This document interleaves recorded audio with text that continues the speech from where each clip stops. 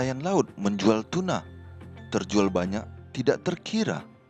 Jika hati teman gundah gulana, dihibur saja agar riang gembira. Horas. Kita masuk renungan pagi saat ini dengan judul Di Dalam Rumah Bapakku. Dengan ayat hafalan, jawabnya kepada mereka, mengapa kamu mencari aku? Tidakkah kamu tahu bahwa aku harus berada di dalam rumah Bapakku? Lukas 2 ayat 49. Mengapa kamu mencari aku? Sahut Yesus. Tidakkah kamu tahu bahwa aku harus berada di dalam rumah Bapakku? Waktu mereka tidak mengerti perkataannya, ia menunjuk ke atas. Pada wajahnya tampak sinar yang mengherankan. Keilahian sedang memancar dari kemanusiaan. Ketika menemukan dia di dalam bait suci, mereka sempat mendengar apa yang berlangsung antara dia dan rabi-rabi itu. Dan mereka tercengang-cengang mendengar segala pertanyaan dan jawabnya. Perkataannya melahirkan buah pikiran yang tidak pernah terlupakan. Adalah wajar bagi orang tua Yesus untuk menganggap dia sebagai anak mereka sendiri. Ia ada di antara mereka setiap hari. Kehidupannya dalam banyak hal adalah serupa dengan kehidupan anak-anak yang lain. Sehingga sukarlah bagi mereka untuk menginsafi bahwa ialah putra Allah. Mereka hampir gagal untuk menghargai berkat yang dikaruniakan kepada mereka dalam hadirat penembus dunia. Kesusahan hati akibat perpisahan mereka dari Dia dan teguran halus yang terkandung dalam perkataannya itu dimaksudkan untuk mengingatkan mereka betapa sucinya tanggung jawab yang diserahkan kepada mereka. Dalam jawabnya kepada ibunya, Yesus menunjukkan untuk pertama kalinya bahwa ia mengerti hubungannya dengan Allah. Sebelum ia lahir, malaikat telah berkata kepada Maria, ia akan menjadi besar dan akan disebut anak Allah yang maha tinggi. Dan Tuhan Allah akan mengaruniakan kepadanya tahta Daud, bapa leluhurnya. Dan ia akan menjadi raja atas kaum keturunan Yakub sampai selama-lamanya. Baca Lukas 1 ayat 32 dan 33. Perkataan ini sudah direnungkan Maria dalam hatinya.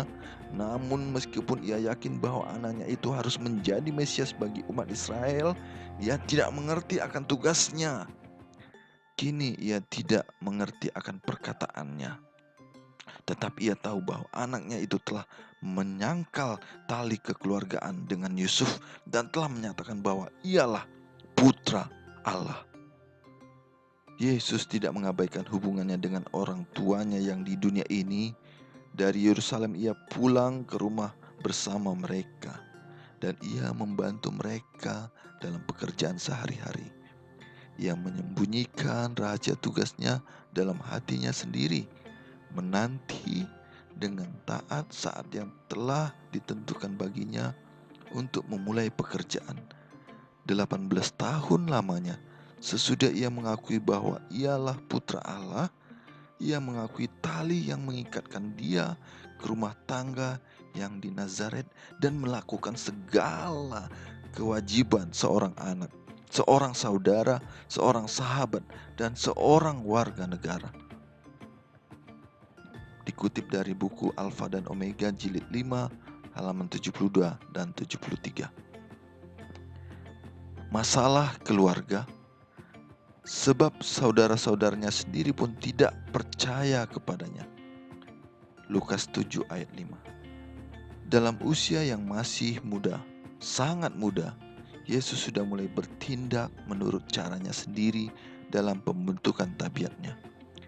Bahkan hormat serta cinta pada orang tuanya sekalipun tidak dapat mencegah dia dari penurutan kepada firman Allah.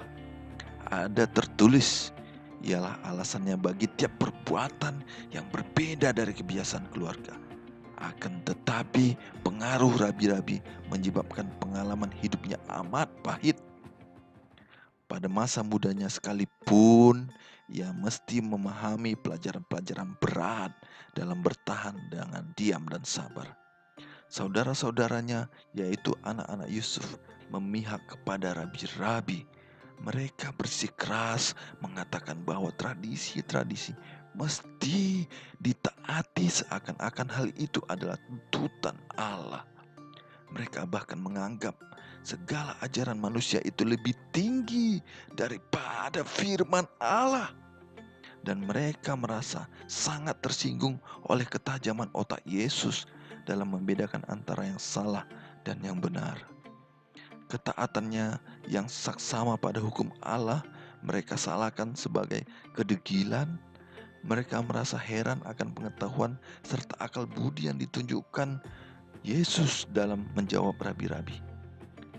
Mereka tahu bahwa ia tidak pernah mendapat pelajaran dari orang-orang terpelajar itu.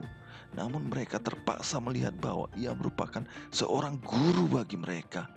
Mereka mengakui bahwa pendidikannya mengandung jenis yang lebih tinggi daripada pendidikan mereka.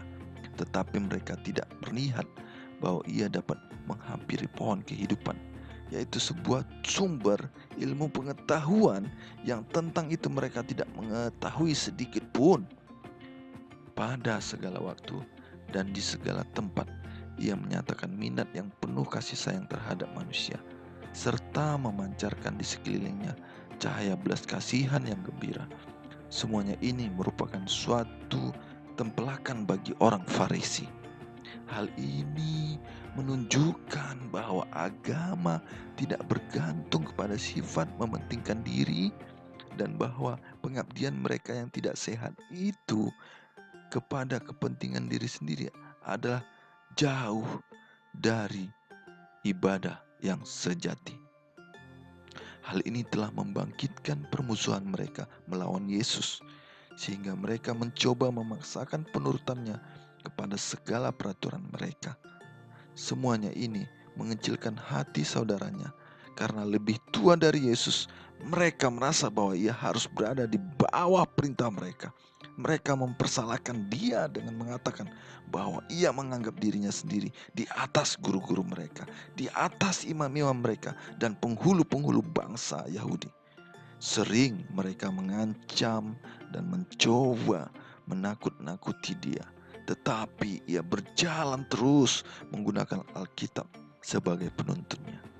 Yesus mengasihi saudara-saudaranya dan memperlakukan mereka itu dengan kebaikan yang tiada putus-putusnya.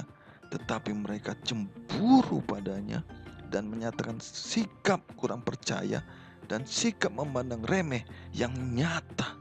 Mereka tidak dapat mengerti tingkah lakunya. Alfa dan Omega, jilid 5, halaman 78-80. Kesabaran. Dapatkah kamu meminum cawan yang harus kuminum? Markus 10 ayat 38. Dari segala kepahitan yang menjadi nasib manusia, tidak ada bagian yang tidak dirasai oleh Kristus. Ada orang yang mencoba melemparkan hinaan kepadanya karena kelahirannya. Bahkan pada waktu masih kanak-kanak pun ia mesti menghadapi pandangan mereka yang menghina dan bisikan mereka yang jahat. Sekiranya ia menjawab dengan pandangan yang tidak sabar, sekiranya ia menyerah kepada saudaranya itu hanya oleh perlakuan yang salah, niscaya ia sudah gagal untuk menjadi suatu teladan yang sempurna. Dengan demikian, ia sudah pasti akan gagal melaksanakan rencana penebusan kita. Sekiranya ia mengaku bahwa ada maaf untuk dosa, setan tentu akan menang dan dunia ini sudah pasti akan hilang. Inilah sebabnya mengapa penggoda itu bekerja untuk menjadikan hidupnya yang paling sukar, supaya ia dapat terbawa kepada dosa.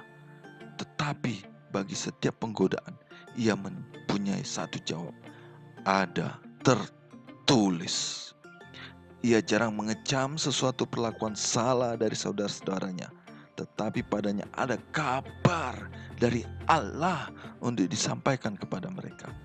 Kerap kali ia dituduh sebagai pengecut karena tidak mau bergabung dengan mereka dalam sesuatu perbuatan terlarang. Tetapi jawabnya ialah, ada tertulis, takut akan Tuhan, itulah hikmat, dan menjauhi kejahatan, itulah akal budi.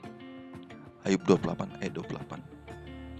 Ada juga orang yang suka bergaul dengan dia, merasa damai kalau ia ada. Akan tetapi banyak orang yang juga menghindari dia sebab mereka tertemplak oleh hidupnya yang tidak tercela itu. Acap kali ia ditanya, mengapa engkau selalu suka menyendiri dalam segala tingkah lakumu berbeda dari kami semuanya? Ada tertulis, katanya, berbahagialah orang yang hidup tidak bercela, yang hidup menurut Taurat Tuhan.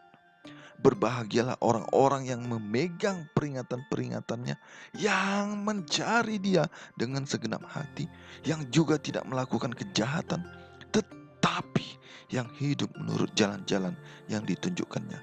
Mazmur 119 ayat 1-3. Apabila ditanya, mengapa ia tidak mengikuti senda gurau anak-anak muda Nazaret? Ia berkata, ada tertulis, atas petunjuk peringatan-peringatanmu aku bergembira, seperti atas segala harta.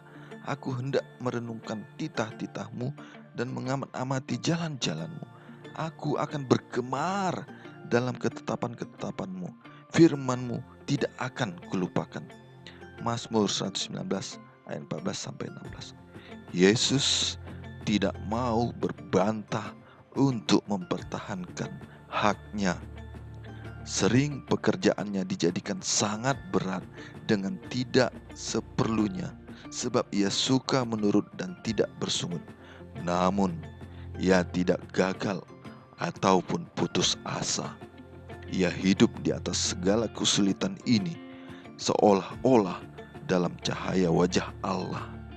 Ia tidak membalas dengan dendam apabila diperlakukan dengan kasar, melainkan menanggung perlakuan yang tidak senonoh dengan sabar. Dikutip dari buku Alfa dan Omega jilid 5 halaman 81-83.